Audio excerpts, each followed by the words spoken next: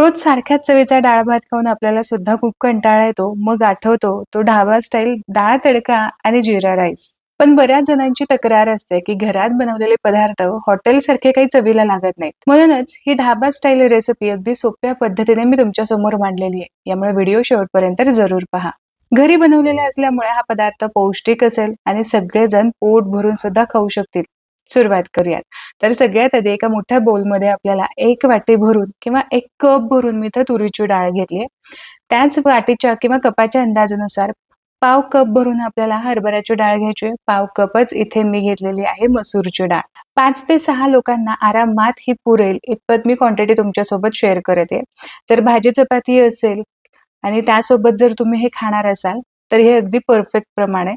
नुसताच दाल तडका आणि जीरा राईस खाणार असाल, तर 3 ते 4 लोकांना हा पुरेसा होईल. डाळ इथे आपल्याला 3 ते 4 वेळा स्वच्छ पाण्याने धुवून घ्यायची आहे आणि आता यामध्ये भरपूर पाणी घालून कमीत कमी अर्धा ते पाऊण तासासाठी आपल्याला भिजत ठेवायची आहे. आता बरोबर पाऊण तासासाठी ही डाळ मी चांगली भिजवून घेतली किंवा तासाभरासाठी सुद्धा तुम्ही भिजवून घेऊ शकता. पाण्यासोबतच ही डाळ आपल्याला कुकरमध्ये काढून घ्यायची आहे आणि यामध्ये पुरेसं पाणी घालायचं आहे. तर साधारण आधीचं पाणी आणि आत्ताचं असं टोटल 3 ग्लास भरून मी इथं पाणी घातलेलं आहे. पाण्याची क्वांटिटी आपण नंतर सुद्धा वाढवू शकतो. आता यामध्येच आपल्याला चमचाभर तेल घालायचंय म्हणजे डाळ अगदी मोकळी शिजली जाईल आणि चांगली मऊ सुद्धा होईल. यासोबतच चवीपुरतं मीठ घातलं, पाव चमचा हळद घालून चांगलं हे मिसळून घेतलं. डाळ शिजवतानाच आपल्याला 1 हिरवी मिरची सुद्धा यामध्ये घालायची आहे. आता कुकरचं झाकण लावायचं. कुकरचं झाकण लावून मीडियम फ्लेमवरती आपल्याला 3 शिट्ट्या करून घ्यायच्यात किंवा पटपट शिट्ट्या होत असतील तर 4 ते 5 तुम्ही तुमच्या अंदाजाप्रमाणे कुकरच्या शिट्ट्या करून घेऊ शकता. डाळ कुकरला चढवली आहे तोपर्यंत इकडे मी तांदूळ सुद्धा घेतलाय. तर इथे डाळीच्या तुलनेमध्ये दुप्पट आपल्याला तांदूळ घ्यायचा आहे. इथे मी अख्खा बासमती घेतलाय जो आपण बिर्याणीसाठी वापरतो. आता हा तांदूळ सुद्धा आपल्याला 4 ते 5 पाण्याने स्वच्छ धुवून घ्यायचा आहे. जितका तुम्ही जास्त स्वच्छ धुवून घ्याल, जितकं यामधलं स्टार्च तुम्ही आत्ताच काढून टाकाल, तितकाच तो अगदी मोकळा असा तयार होतो. आता इथे भरपूर पाणी घालून अर्ध्या तासासाठी मी हा भिजत ठेवलाय. आजचा स्वयंपाक बनवण्यासाठी इथे मी अगारोची इलाइट हार्ड एनोडाइज भांडी वापरलेली आहेत. रोजचा स्वयंपाक करण्यासाठी, रोजच्या वापरासाठी तुम्ही ही भांडी नक्कीच वापरून पाहू शकता. कारण ही खूप मेंटेन करायला इझी आहेत आणि क्लीन करायला सुद्धा अगदी सोपी आहेत. सगळीच भांडी हार्ड एनोडाइजची आहे त्यामुळे फास्ट यामध्ये हीट निर्माण होते आणि इव्हनली हीट सगळीकडे स्प्रेड सुद्धा होते. ही आहे अगारो इलाइट हार्ड एनोडाइज कढई. काचेच्या झाकणासोबतच ही कढई येते.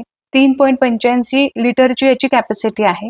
28 सेंटीमीटर डायमीटर याचा आहे. गॅस ओव्हनवरती कम्फर्टेबल आहे. याची जी प्लेट आहे ती 4 mm थिक आहे. कुकिंगसाठी, फ्राईंगसाठी, एखादं तळण करायचंय तुम्हाला किंवा सर्विंगसाठी सुद्धा ही अगदी परफेक्ट आहे.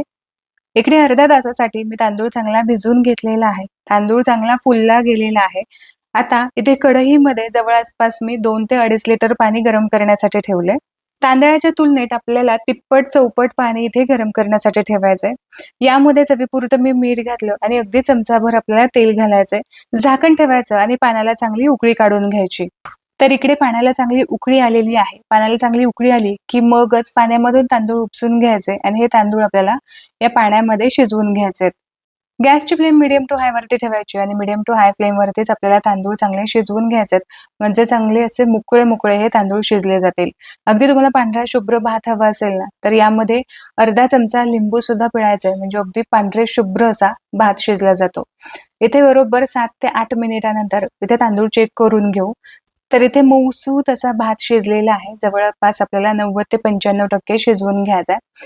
वाफेने उरलेला भात नंतर शिजलाच जातो. आता पाण्यामधून निथळून हा भात घ्यायचा आहे. गॅसची फ्लेम मी बंद केली आहे. असाच भात हा पाण्यामध्ये आपल्याला ठेवायचा नाही. भात चांगला शिजला की यानंतर लगेचच तो निथळून एका वेगळ्या जाळीमध्ये काढून घ्यायचा. म्हणजे यामधली जी एक्सेस वाफ आहे ती एक्सेस वाफ सुद्धा निघून जाते आणि भात अगदी मोकळा असा तयार होतो. इथे तुम्ही बघू शकता भरपूर वाफ येतेय. हा अगदी मोकळा होण्यासाठी थोडासा अधूनमधून असा हलवून घ्यायचा म्हणजे वाफ बाहेर निघून जाते. आपण पुन्हा याला तडका देणारच आहोत. इकडे डाळ बघा अगदी परफेक्ट जशी हवी आहे ना मला तशी शिजलीये. काही डाळीचे कण असे अख्खे राहिलेत आणि काही डाळ अगदी चांगली मऊसूत अशी शिजलेली आहे. ढाब्यावरती जेव्हा डाळ आपण ऑर्डर करतो त्यावेळेस ती अशीच असते. काही डाळीचे कण आपल्याला दिसतात, काही मात्र चांगले मॅश झालेले असतात. यामधली मी मिरची काढून घेतली. आता डाळ तुम्हाला किती पातळ किंवा घट्ट हवी आहे यानुसार यामध्ये पाणी घालायचं. आता इथे साधारण 1 ग्लासभर मी पाणी घातलेलं आहे. हॉटेलमध्ये किंवा ढाब्यावरती डाळ तडका थोडासा दाटसरच असतो, तर त्याच पद्धतीने मी इथे ठेवणार आहे. पण तुम्ही तुमच्या आवडीप्रमाणे थोडंसं पातळ आवडत असेल तर तसं करू शकता. तर हे बघा, ही डाळीची कन्सिस्टन्सी मला अगदी परफेक्ट वाटते. आता तडका द्यायला घेऊ. डाळीला तडका देण्यासाठी इथे मी वापरलेला आहे अगारोचा aluminium nonstick elite hard anodize handi. 3.5 लिटरची ही हंडी आहे. 4 mm थिकनेस याची प्लेट आहे. गॅस ओव्हन कम्फर्टेबल आहे. इंडक्शन गॅसवरती दोन्हीवरतीही चालते. फास्ट हिटिंग यामध्ये जनरेट होते. यासोबतच स्टीलचं लीड सुद्धा आपल्याला भेटलेलं आहे. साफ करायला अगदीही सोपी आहे. 2 वर्षाची वॉरंटी सुद्धा आहे. ही अंडी तुम्ही बिर्याणीसाठी किंवा भाताचे वेगवेगळे प्रकार तुम्हाला बनवायचे असतील तर तुम्ही यामध्ये बनवू शकता. यासोबतच जर ग्रेव्ही तुम्हाला बनवायची असेल, ग्रेव्हीची भाजी सुद्धा अगदी छान बनते. आज इथे आपण डाळ तडका यामध्ये बनवणार आहोत. इथे हंडी मी गरम करून घेतली. यामध्ये पळीभर तेल घालायचं. तेल चांगलं गरम झालं की चमचाभर यामध्ये जिरं घालायचं. जिरं चांगलं तडतडू द्यायचं. यानंतर हे 3 साहित्य यामध्ये घालायचे. तर यासाठी 10 ते 12 लसणाच्या पाकळ्या चांगल्या मी बारीक कट करून घेतल्यात. 1 इंच आल्याचे असे बारीक बारीक तुकडे करून घेतलेत. सोबतच 2 हिरव्या मिरच्या सुद्धा अगदी बारीक चिरून घेतल्या. 1 मिनिटभरासाठी हे सगळं साहित्य चांगलं आपल्याला परतून घ्यायचंय. तर साधारण असा ब्राऊन रंग आला की यानंतर आपल्याला एक मीडियम साईजचा कांदा अगदी बारीक चिरून यामध्ये घालायचा. यासोबतच कढीपत्त्याची काही पानं घालायची आणि कांदा चांगला सॉफ्ट होईपर्यंत, हलकासा त्याचा रंग चेंज होईपर्यंत परतून घ्यायचा. तर हे बघा, साधारण असा कांदा परतला गेला की यामध्ये मध्यम आकाराचा टोमॅटो चांगला बारीक चिरून घालायचा आणि हा टोमॅटो चांगला मॅश होईपर्यंत आपल्याला परतून घ्यायचा. चांगला तो मऊसूत व्हायला हवा.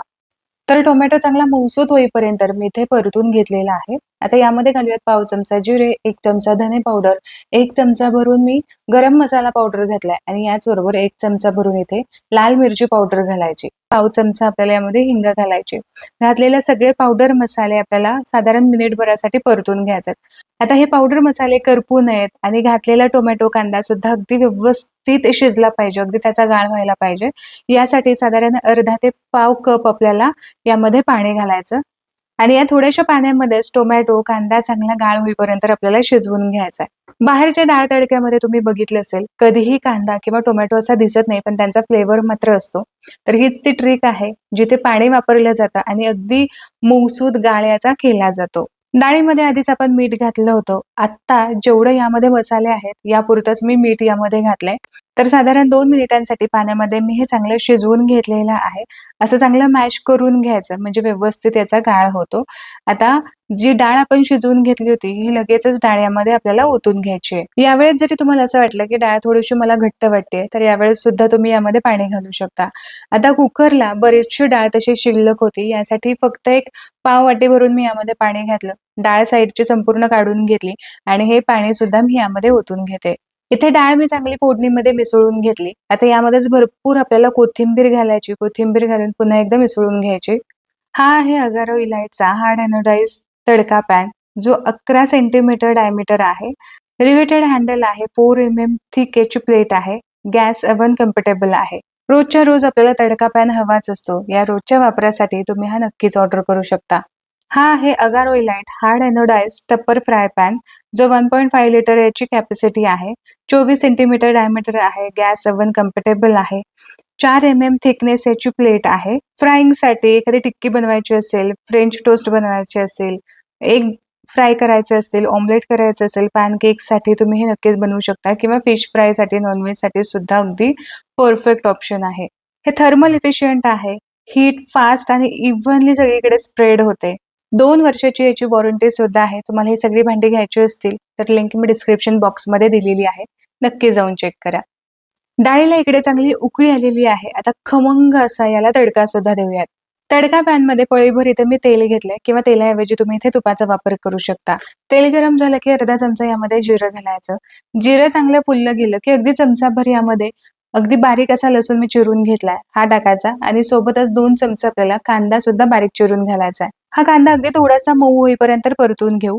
आता कांदा तुम्ही उभा थोडासा चिरून घेतला तरी सुद्धा चालेल. कांदा इथे मऊ होईपर्यंत परतून घेतला. यामध्येच पाव चमचा हिंग घालायची. सोबतच काश्मीरी लाल मिरची घेतली आहे, सुकलेली लाल मिरची 1 घेतली आहे. त्याचे 4 तुकडे करून घेतले. थोडीशी मोठीच होती. ही थोडीशी परतून घ्यायची. आता इथे कांदा आणि मिरची चांगली परतून झाली की यामध्ये आपल्याला काश्मीरी लाल मिरची पावडर 1 चमचाभर घालायची. रंगासाठीच ही घालायची. तिखट आपण ऑलरेडी डाळीमध्ये घातलेलाच आहे. यावेळेस गॅसची फ्लेम मात्र बंद करून टाकायची, नाहीतर घातलेला मसाला करपू शकतो. आता इथे खमंग असा तडका आपला तयार झालाय. लगेचच हा डाळीमध्ये ओतून घेऊ. तडका दिला, वरून थोडीशी कोथिंबीर घालायची. खमंग असा डाळ तडका इथे आपला तयार झालेला आहे. आता पटकन भाताला सुद्धा फोडणी देऊ. तर इथे बघा, भात असं चाळणीमध्ये मोकळा ठेवल्यामुळे काय झालं, भात अगदी मोकळा सळसळीत झालाय आणि चांगले लांब याचे दाणे सुद्धा झालेत. तर इकडे कढईमध्ये मी 3 चमचे, पोह्याचे 3 चमचे तूप घातले. तुपाऐवजी इथे तेलाचा तुम्ही वापर करू शकता. पण तुपामुळे छान फ्लेवर येतो. यामध्येच 2 चमचे भरून आपल्याला जिरं घालायचं आहे. जिरं थोडंसं जास्त वापरा. जिरं चांगलं फुललं गेलं, की मगच यामध्ये आपल्याला हा भात घालायचा आहे. वरून अगदी थोडंसं मीठ घालायचं. भात शिजवून घेत असताना आपण मिठाचा वापर केला होता. याचबरोबर भरपूर बारीक चिरलेली कोथिंबीर घालायची. लो फ्लेमवरती साधारण 2 मिनिटांसाठी हा भात आपल्याला फोडणीमध्ये परतून घ्यायचा आहे. तर हे बघा, असा मस्त मोकळा असा भात झालाय. या भाताला अशी वेगळी फोडणी दिली ना, की मस्त भात होतो, पांढरा शुभ्र होतो आणि याचबरोबर जिऱ्याचा सुद्धा एक कचकचपणा जो असतो ना, तो निघून जातो. जिऱ्याचा छान फ्लेवर यामध्ये उतरतो. त्यामुळे भातामध्ये जिरे घालून करण्यापेक्षा ना, असा वेगळी फोडणी द्यायची. खमंगपणा आणखीन दुपटीने वाढतो. तर चला आता पटकन प्लेट सुद्धा सर्व्ह करूया. तिथे तुम्ही बघू शकता भात अगदी मोकळा झालाय. जीरा राईस सोबतच परफेक्ट असा डाळ तडका सुद्धा इथे तयार झालाय. आशा करते की आजची ही रेसिपी तुम्हाला आवडली असेल. रेसिपी आवडली तर तुमच्या मित्र आणि परिवारामध्ये नक्की शेअर करा.